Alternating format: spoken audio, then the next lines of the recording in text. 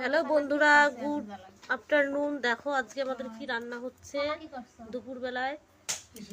এটা হচ্ছে পটল গাছ আছে, সেই পটলের কি ডগা। এই পটলের ডগাগুলোকে প্রথমে ছাড়িয়ে নিয়ে ধুয়ে তারপরে হালকা ভাপানো হয়েছে, দেখো।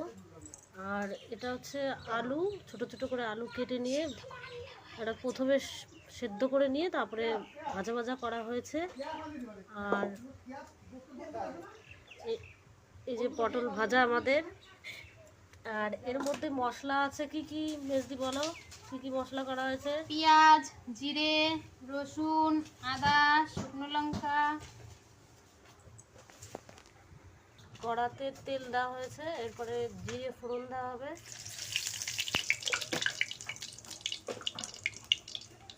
এরপরে সব মশলাগুলো দিয়ে দেওয়া হবে।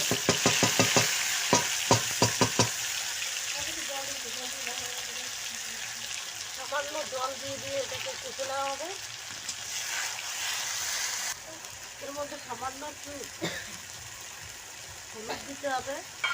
হলুদ নুন দিয়ে ভালো করে এটাকে কষিয়ে নিতে হবে।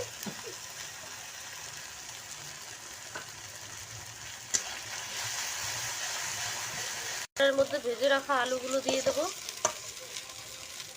এই আলুগুলো দিয়ে সামান্য একটু কষানো হবে। পটলের সেই ডগাগুলো ভাপিয়ে নেওয়া, এগুলো নুন দিয়ে ভাপিয়ে নেওয়া হয়েছিল, সেটা দিয়ে এখন কষানো হবে ভালো করে। যদিও এই রেসিপিটা যারা গ্রামে বাস করে, গ্রামের দিকে, তারা বেশি ভালো জানবে। এই রান্নাটা অনেকে জেনেও থাকবে, কিন্তু আমি এই প্রথম এই রেসিপিটা দেখছি। আমার মেজোদা রান্না করছে।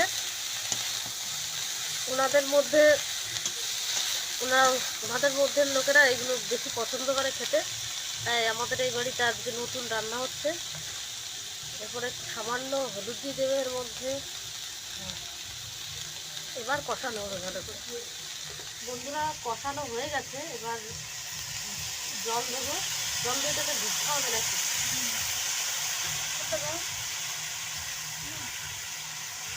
জল দিয়ে এবার এটাকে ঢেকে দেওয়া হবে, ঢেকে রান্না করা হবে। দেখো বন্ধুরা, ঢাকনাটা খুলে নেওয়া হয়েছে, প্রায় হয়ে এসছে এটা। আর দেখো এদিকে পাটায় বেটে নেওয়া হচ্ছে গরম মশলা।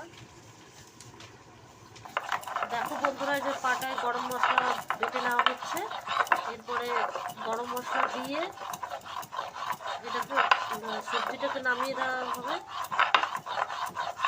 বন্ধুরা, এই পটলের এই ডগাটা খেতে অনেকটা তেতো তেতো লাগে, তো তাই নামানোর আগে একটুখানি